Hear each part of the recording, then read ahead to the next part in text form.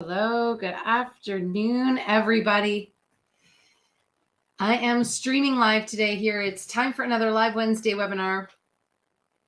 And I'm going to give it a couple seconds to make sure I am, in fact, going live in two places, the YouTube channel and the Fit Over 40 channel. And then I will begin. All right, I think it's set. Okay, so welcome to this Live Wednesday webinar. And I did want to start by saying that at the time of streaming this live, it is Wednesday, the 29th of June. And so happy summer if you're watching this with me live, or if you are catching this on the replay, or maybe eventually down the road, you might watch this at some point on the free trainings on the website or anywhere else. So welcome to this webinar, which is going to be all about strength training versus cardio for increasing your metabolism. So we're going to talk about how does strength training increase metabolism, talk a little about what the difference is there, and then hopefully this will be illuminating to give you the information and knowledge you need as a woman approaching or in perimenopause or even in menopause to understand how you can get the best benefit of your overall health, lean muscle mass, and increased metabolism with the information I'm going to share you today. And what I'd like you to do is, if you are of that mindset, which we are starting to talk about more and more of, more is more, then this may help you to understand and realize why sometimes that is not in fact the case at this particular time in our journey of midlife. All right, so if you want to increase your metabolism, or at least ensure that it doesn't slow, this webinar is for you. So let me just share a couple of things here before I begin. And of course, this is available on the replay as well. If you are live, by all means, feel free to send or post any questions in the comments and let me know so I can answer that for you.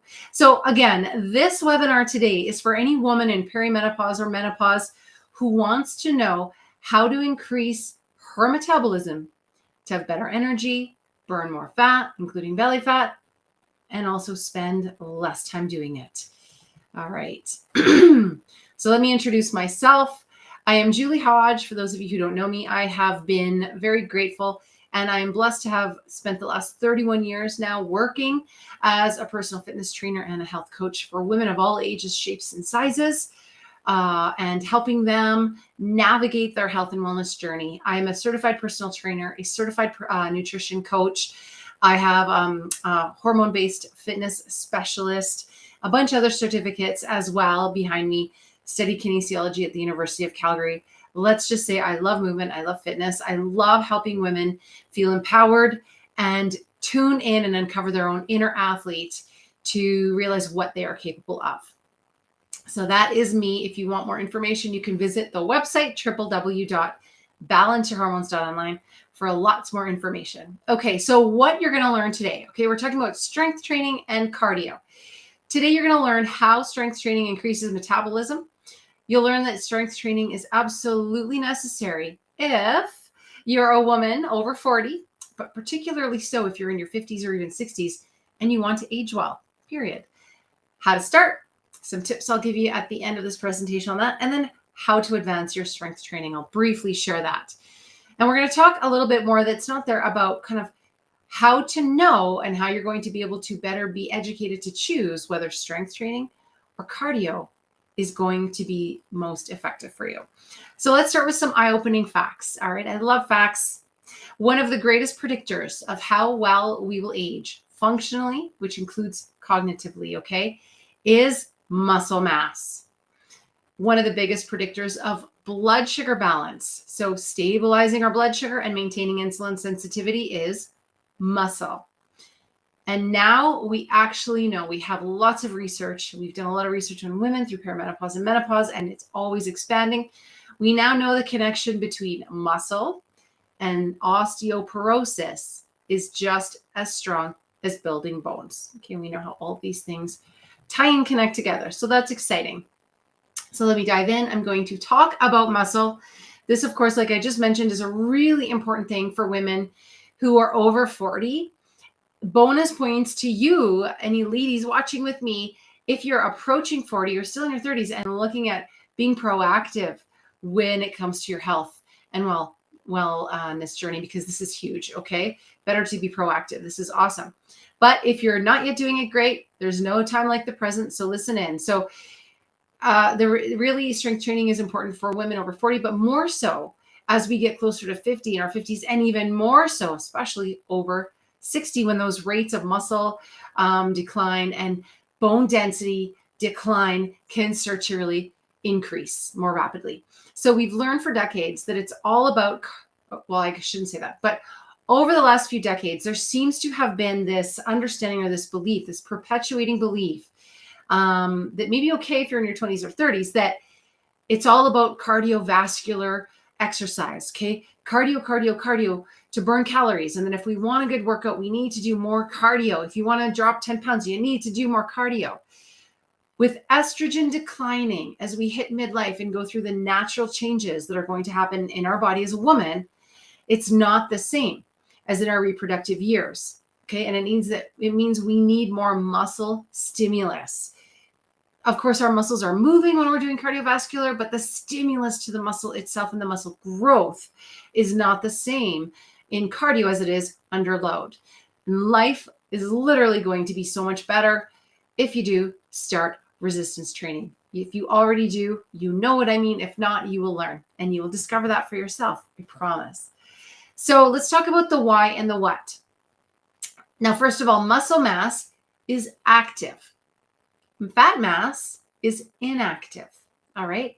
So one is one has active properties, one is inactive. Strength training increases the size and density of your lean muscle mass. Okay. Now, what would the benefit of increasing the size and density of your lean muscle mass be? One of the biggest reasons is muscle mass requires more energy than fat to simply live. Okay. So it requires more energy to sustain your muscles, and your muscles will provide more energy just to simply live, just to sit on the couch. It says coach. Please don't sit on me. Typo. Just to sit on the couch, just to sleep even, to sit at your desk, all right, to watch a movie. That's huge, right? Okay, so muscle mass requires more energy just to do those simple things, just to live, to be, so to speak. Okay, just to be. So calorie burn goes up for every activity and every inactivity when we have more muscle mass. So it doesn't matter, like I just said, whether we're active, whether we're, passive, whether we're sitting, eating dinner, having a nap on the couch, our calorie burn is greater when we have more lean muscle mass on our bodies. Okay.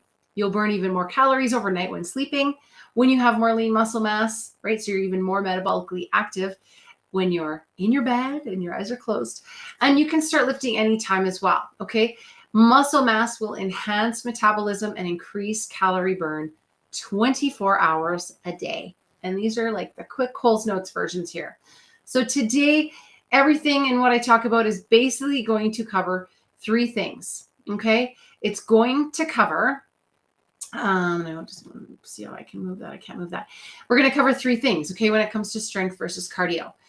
Number one is exercise and caloric burn. So as I go through this presentation and I talk about cardio versus strength training, resistance training, it comes down to the exercise caloric burn while doing that exercise, that specific type of exercise. Does it matter?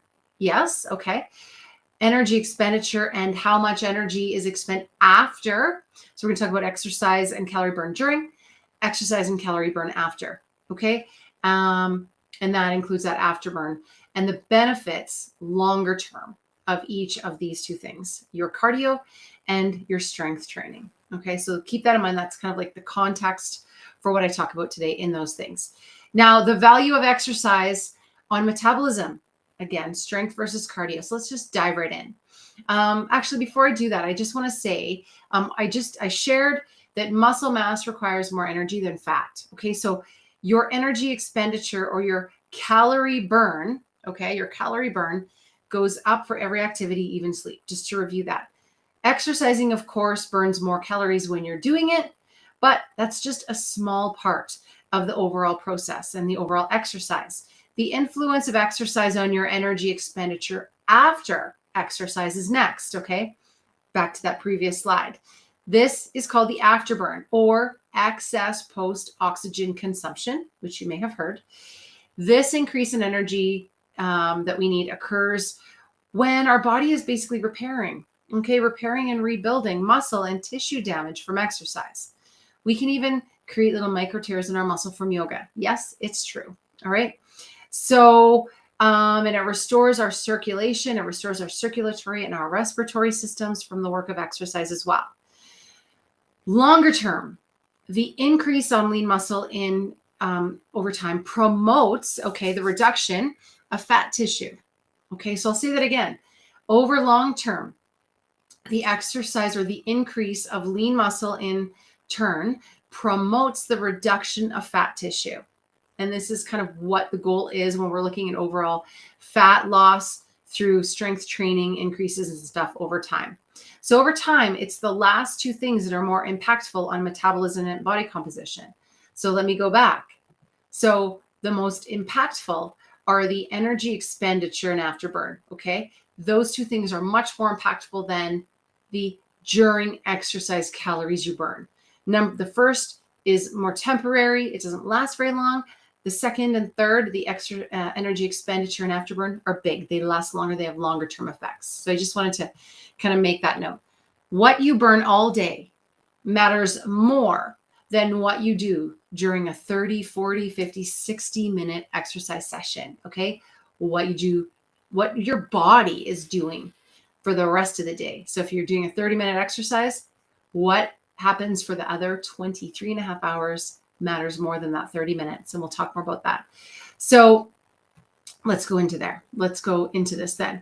So let's compare. So cardiovascular workouts, let's say you hop on your treadmill and you exercise for 30 minutes or an hour, which a lot of women love to do, or you're going outside for a jog for 45 minutes, okay? Let's compare that. So both that and strength training, lifting weights, all right, whether it's barbells, kettlebells, your body weight, whatever it is, they both burn calories while you're doing them.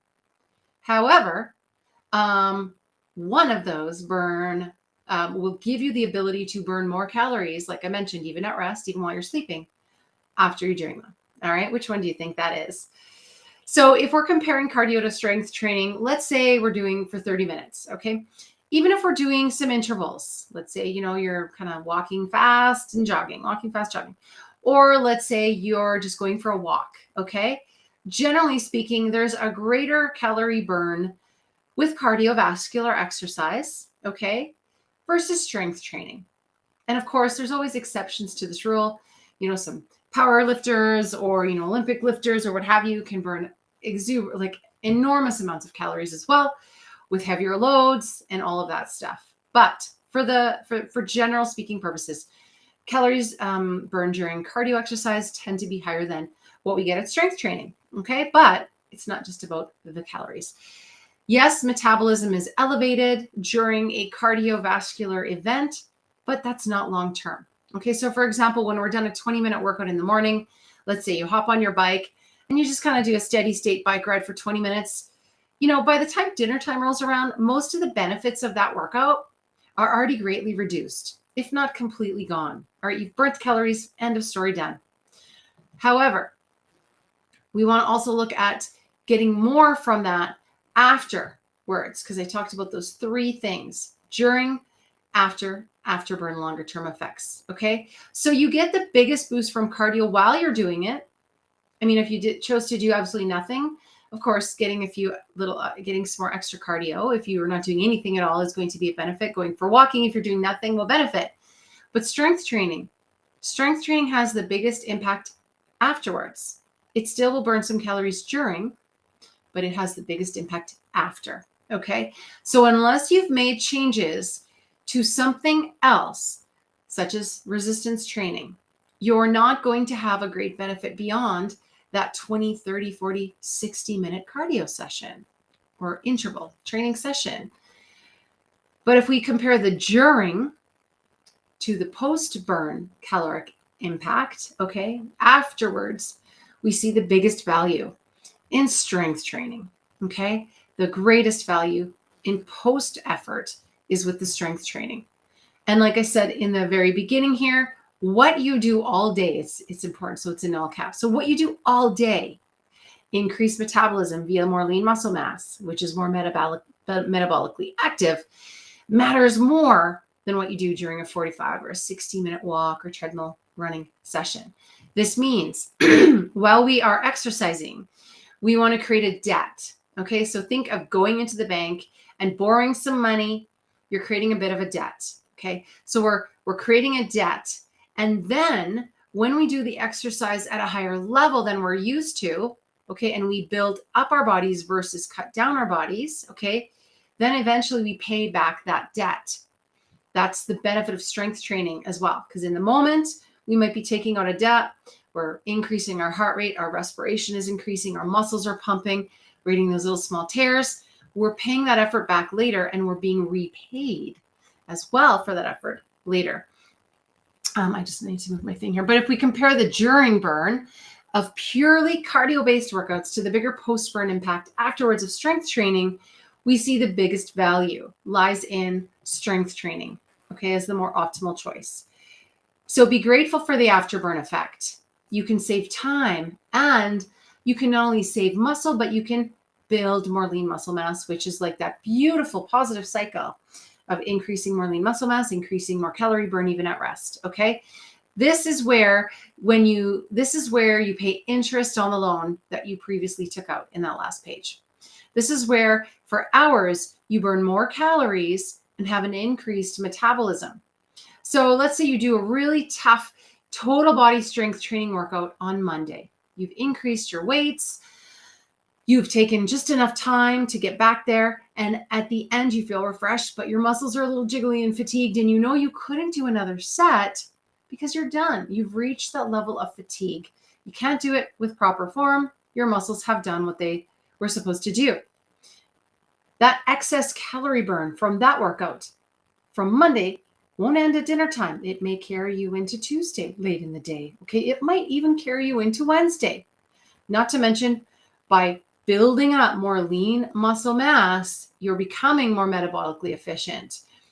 So more is not necessarily better, okay? More can make you more tired.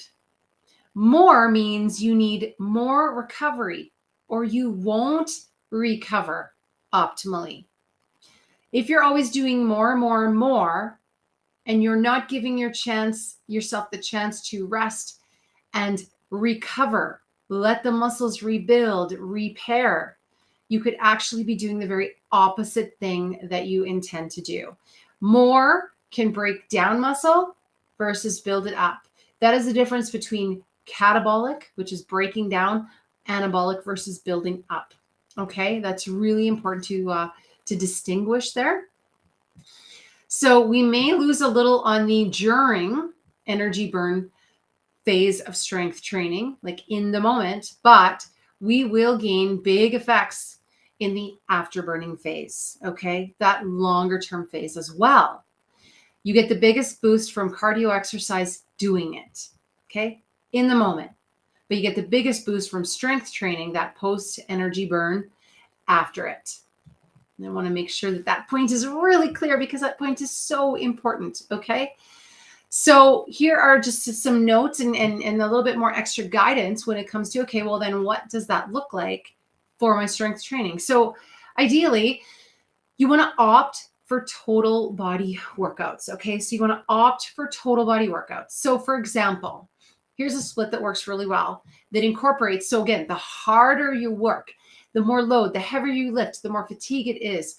When it's time to come and strength training, the more rest you need. So opt for total body workouts. Two really tough and challenging full body, total body strength workouts are far better than trying to do more days a week or more cardio workouts. I want to repeat that, okay?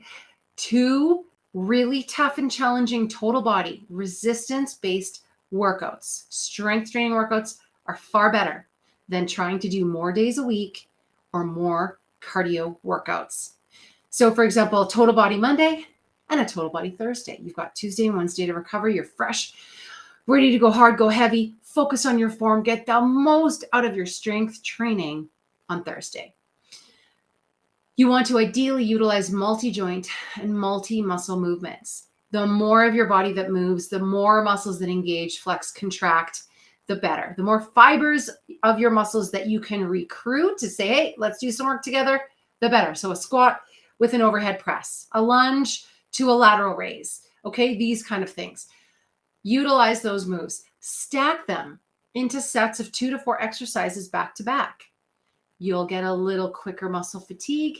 The muscles are working, albeit in different movements, maybe through different phases and ranges of motion in different planes, frontal, transverse, sagittal, rotational, okay? And put them into sets, okay? So maybe do this plus this plus this, take a little bit of a rest, start back with the first, do the second, do the third, do 2 to 3 of that. You should feel that fatigue. That's it, you're done, okay? And then the eventual goal is, of course, starting with higher reps, lighter weight, but your eventual goal is lower reps, heavier load, so heavier weights that you're using or more challenging movements, but you're going to start with the lighter. Okay, you're going to start with higher reps, maybe light to no weights at all, just body weight to start with. Okay, and then as you get stronger, as you build more lean mass, as you increase your strength, your posture, your core ability to maintain and stabilize your body through the strength training workout, then you can do a little bit more, okay? You'll earn the right to go heavier is what I tell my clients. So a couple more notes here to share. A couple slides back, remember when I said more is not always more? So yay, we've discovered strength training and now we're going to do Monday, Tuesday, Wednesday, Thursday, Friday strength training sessions. No. And I'm going to clarify that. If you are a woman in perimenopause or menopause and you're already feeling tired, you're feeling drained, you're feeling fatigued, you are trying to burn the candle at both ends, okay? You're trying to manage perhaps a little bit of adrenal dysfunction, okay? Or chronic constant fatigue, whatever it is. You don't want to get into that doing more mentality. Okay, doing 4 to 5 strength splits each week would not be optimal because you're already fatigued. If you're already under stress, if you're already trying to do too much and fit it all in, those 4 to 5 days, even though strength training is superior in some respects, you're not allowing for rest recovery. And again, it could be more catabolic. So I just want you to take this away and try to remember this, if you can, as one of those aha moments. You can't exercise your way out of a hole. You have to fill the hole first, okay? Again, it says 23. That's a typo. Again, 2 to 3 really tough and challenging total body strength workouts are far better than trying to do multiple more days a week at that same intensity or adding in more cardio workouts. Listen to your body and begin to give yourself the flexibility, the grace, and the permission to listen, tune in, and be flexible week to week, day to day. The program, if it's super strict and does not allow for any flexibility, is likely the wrong program, okay? So it's not the 30 minutes of the exercise we do each day. It's the other 23 hours and 10 minutes, okay? Or sorry, 23 hours and 30 minutes that we do. So you want to think of the long-term benefits. What's going to give you the greater return on your investment? Okay, it does not mean that cardio does not have a place. For the purposes of today's webinar, I wanted to talk about the strength training versus cardio benefit for increasing your metabolism. And if you have a few extra pounds you want to lose, or if you're doing all the cardio, but you're still not seeing body transformation changes, there is a key, okay? The more you try to do, the less change you see. Time to change things up. Use the science. Use what we know women in perimenopause and menopause need that truly works for them. Not for your 20-something self or 30-something self, not for the gentleman across the road who is not dealing with your hormonal landscape, okay? So again, to sort of summarize that, strength training versus cardio, how much more energy do you expend at rest? Okay, so if you're thinking of like, let's weigh, let's measure, apples to apples, oranges to oranges. How much more energy do you expend at rest when you've incorporated a total body strength training program that's challenging, versus staying with the same old 30-minute walks, 30-minute, treadmill jog, 30-minute bike ride. Okay. How much more, let's say if you do walking versus a tough strength training workout, are you going to be doing? And I have just a little note there that says, hint, far more by increasing lean muscle tissue. By increasing lean muscle tissue, you're firing up and recruiting more muscle fibers, growing fibers in volume. So strength training creates a greater afterburn. It creates more of an energetic requirement, increases metabolism at rest as well as at work. So when you're needing to choose, which one will you? Okay, some food for thought. I have a couple more slides here just to go through. So again, I'll leave you on this parting note, which is long-term. Which one changes our body composition permanently? Okay, only one of those two types of exercise change our body composition more permanently. It is strength training, because the cardiovascular training on its own, the jogs, the runs, the bike ride, it does not target the muscle tissue for muscle development. Okay. In terms of growing lean more mass, we need load, we need pull on the muscle, on the bone through strength and resistance training, even if it's just our own body weight to start with. Okay. Against load versus cardio. Only strength training will change our body composition long term. And a quick note about HIIT, right? So what about HIIT? High intensity interval training. Well, again, you have to keep coming back and doing HIIT workouts again and again and again to get that exercise post-oxygen consumption. Okay? So you have to keep coming back and continually doing that 10, 15, 20 minute super hard HIIT. Now, a true HIIT, high intensity interval training, means you're getting those heart rates into the high intensity zones. High intensity zones is not moderate. It's more high. It's uncomfortable. It's super challenging, hard, tough. Okay. High intensity means you're huffing and puffing and you're on the verge of, oh my gosh, I don't think I can do another few seconds of this. Then you're done that intense interval. It should be like an 8 or a 9 or a 9.5 out of 10. Then you're going to rest a bit and do it again a few more times. If you can do it for 60 minutes, it's not a HIIT. Okay. You have to keep coming back to do HIIT over and over again. It's not necessarily increasing muscle mass or lean muscle unless you choose appropriate movements that give you, again, that load on the muscles. Okay? So just a quick note about HIIT. HIIT definitely has a place, but strength training for body composition changes, for increasing metabolism long term. So if all you did was strength training, let's say 3 days a week, you would build up a level. I keep pointing to my own muscles. I don't know how much I have. Building up a level of lean muscle in your own body. Over time, continuing to do strength training, you keep that lean muscle, right? It gets stronger, doesn't necessarily make you bigger. That's a misnomer. It takes up less space than fat, by the way. So you can build up all this lean muscle and actually drop some dress sizes.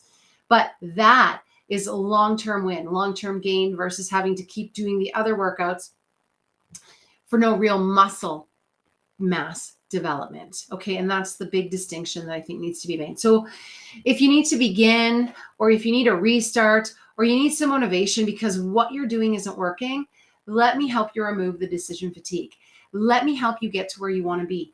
Let me help you understand why what you used to believe or are currently doing may have had a benefit back then, but why maybe it doesn't now, and what the better plan could be for you. All right. So I'm working on some new guided programs for September. I know with the summer, it's hard to get any sort of group stuff going on, but I will be offering some new guided programs in September that will implement done for you workouts. Okay. Done for you workout plans that you just simply follow along with, access to resources on perimenopause and menopause tools, including nutrition tips and more. And that is going to be coming in the fall. And on that note too, I just want to quickly talk about nutrition. So it would be doing a disservice to tell you to start strength training without also telling you that as you start developing leaner muscle mass, as you start building more strength and lean muscle on your body, you need to eat enough calories to feed that muscle tissue. Again, want to build our muscle tissue up, not catabolize it. Okay. Not cannibalize it, but catabolize it with a T. Want to be anabolic, build up the muscle mass, not cut it down. All right. So to do that, we need to keep feeding it. You need to feed your muscles. So you don't think that by strength training and going into a serious calorie deficit is going to get you to that body transformation. To build a lean muscle, you need to feed the lean muscle. That takes protein, that takes enough calories. Okay. A good rule of thumb, women, if you're in midlife, if you're going through this perimenopause and menopause stage of life, critical, extra important, 1 gram of protein to 1 pound of your body weight every day. So I weigh 160 pounds. I'm looking at 160 grams of protein to hit ideal protein synthesis and optimally support my body through midlife, through perimenopause every single day. All right. Ideally through breakfast, lunch, and dinner, having that 170 grams spread out evenly through the day. Okay.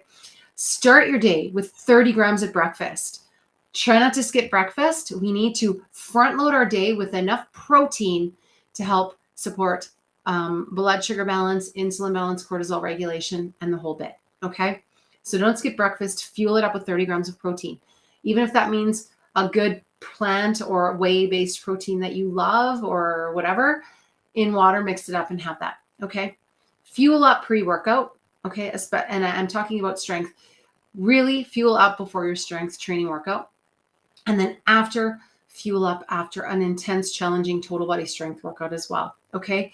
That's when those muscles need that to help them rebuild and repair and grow. So don't skimp on the calories and food.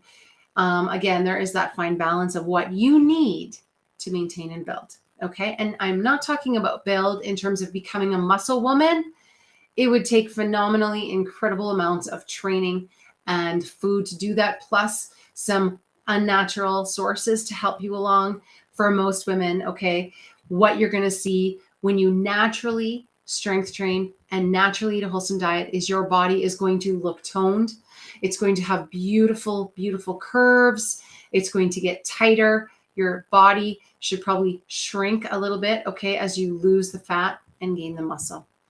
And then, of course, post-workout, super important. The more intense the workout, even just, again, 30 grams of protein in water, drink it down as soon as you can after a workout to rebuild and help repair that damage, which is normal, that you've done to your muscles.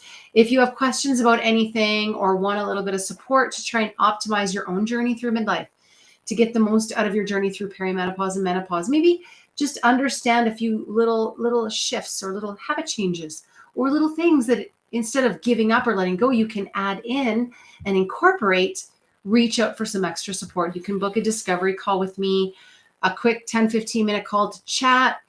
That's at balanceyourhormones.online. At the very top, just click discovery call, book a time that works for you. It's absolutely complimentary just to find out whether, working with me may be helpful to you or get some ideas on what could help. Okay, so thank you for listening. This has been a fairly shorter strength training versus cardio. What is the best way to boost your metabolism webinar? So I appreciate those of you who may have joined me live or watching on the replay. If you're watching the replay, again, I'd love to know what information was your biggest takeaway. What spoke to you? What are you already doing or what maybe might be new to you? And reach out if you have questions. Thank you so much. And again, happy summer.